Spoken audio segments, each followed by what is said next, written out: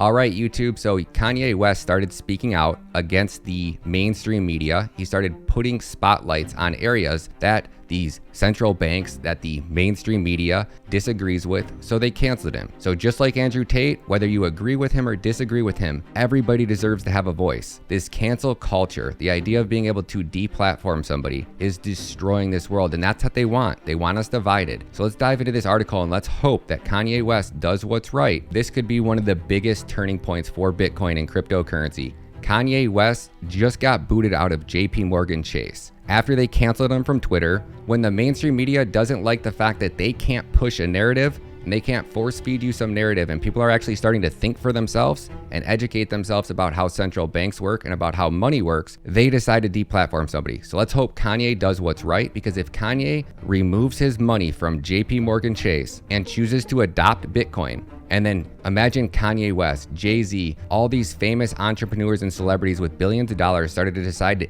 educate people in inner cities about saving and preserving their wealth using Bitcoin as the best hedge against inflation, as the best hedge against free speech, as the best hedge against this cancel culture that the world is turning into.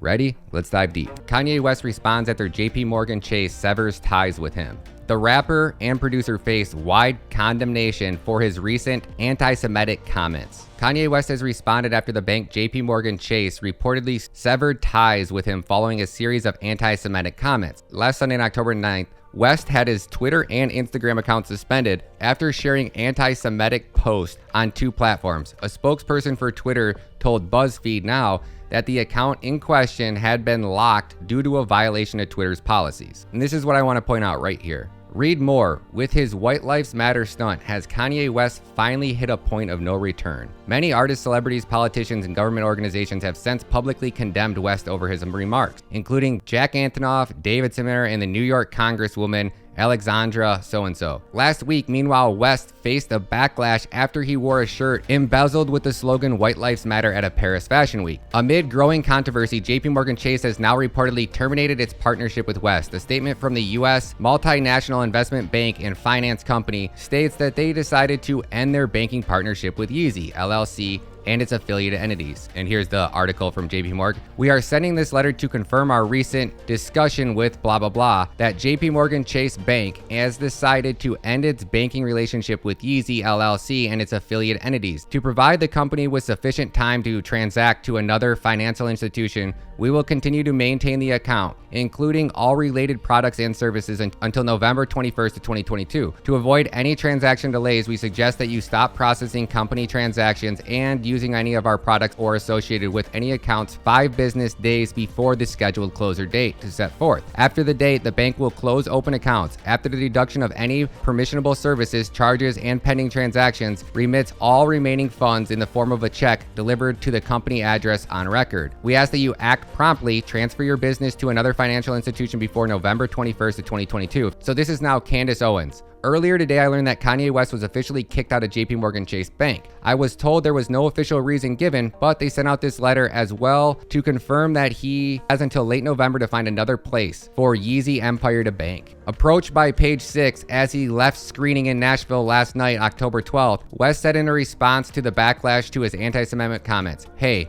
if you call somebody out for bad business, that means you're being anti-Semitic. I feel happy to have crossed the line of that idea so we can speak openly about things. I like getting canceled by banks." West added that he was the richest black man in American history that put $140 million in JP Morgan before ending the interview by saying he will speak at a different time. Hatebeast notes that West has been critical of his relationship with JP Chase in recent weeks. Proactive Twitter owner Elon Musk said on Tuesday, October 11th, that he has spoken to West and expressed his concerns about his recent tweet, which I think he took to heart. Elsewhere, KISS frontman Paul Stanley said West struggles with mental illness and should not be used as an excuse to minimize the dangerous hate speech of advocating anti-Semitic violence against religion and ethics. And this is why I agree with Pomp when he says that the mainstream media is dying.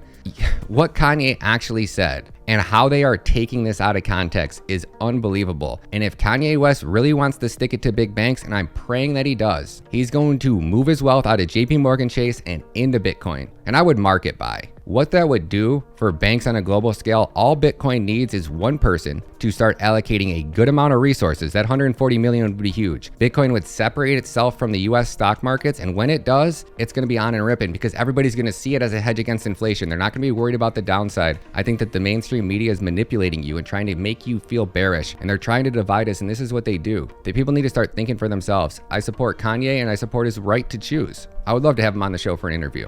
So do me a favor, guys, drop some comments below. Let me know what you think. I will be closing my bank account at JP Morgan Chase. I no longer want to interact or do business with them. If they want to support cancel culture, I don't want to support them. JP Morgan Chase, PayPal just tried to do the whole misinformation and fine customers $2,500. If they felt that what you said was misinformation, I couldn't make this stuff up if I tried. This is where the mainstream media seems to be pushing that narrative. You guys heard what I just read there. What Kanye West actually said and how he meant it. He's actually a really good guy. If you guys missed the Tucker Carlson interview, you should definitely watch it and actually understand how the media is trying to attack Kanye West. It's like anybody that speaks out against big banks, anybody that speaks out and disagrees with the media's narrative that they are trying to force and cram down our throat instantly gets deplatformed and canceled. They removed Trump's Truth Social from the Google Play Store. I mean, how much longer are people going to put up with this? If you guys haven't seen my Andrew Tate video, you should really watch it because it breaks down Andrew Tate's message, but